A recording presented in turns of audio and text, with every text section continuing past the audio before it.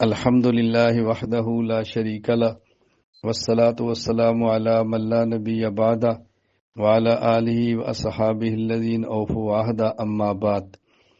آج 29 شعبان 1446 ہجری 28 فروری 2025 جمعہ کے دن دارالعلوم حقانیہ کوڑا خٹک میں ایک خودکش حملہ ہوا، جس میں حضرت مولانا سمیع الحق صاحب رحمہ اللہ کے صاحبزادے، ان کے جانشین حضرت مولانا حامد الحق شہید جامع شہادت نوش فرما گئے، جب ان کے ساتھ کچھ اور شہادتیں بھی ہوئی ہیں اور ایک تعداد افراد کی زخمی ہوئی ہے۔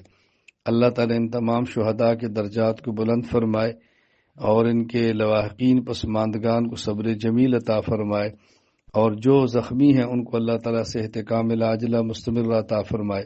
دارالعلوم حقانیہ کوڑا خٹک جو پاکستان میں دارالعلوم دیوبند ثانی کی حیثیت رکھتا ہے، اور میری معلومات کے مطابق پورے ملک میں سب سے زیادہ دورہ حدیث کے طلباء یہیں زیر تعلیم ہوتے ہیں۔ دارالعلوم حقانیہ کی بہت زیادہ دینی خدمات ہے۔ ابھی کچھ سال قبل حضرت مولانا سمیع الحق شہید رحمہ اللہ تعالیٰ کو شہید کیا گیا، اس کے بعد اب ان کے بیٹے مولانا حامد الحق صاحب کو شہید کر دیا گیا۔ باپ اور بیٹے کی بہت بڑی قربانی ہے، اللہ اس کو اپنے دربار میں قبول فرمائے۔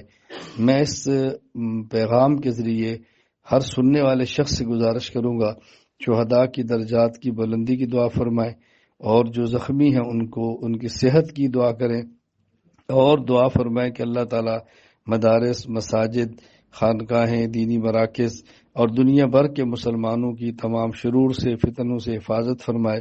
اللہ تعالیٰ ہمارے ملک کو امن کا گہوارہ بنائے۔ اللہ تعالیٰ ہم سب کی حفاظت فرمائے، اور اللہ ہم سب کا خاتمہ ایمان پر فرمائے۔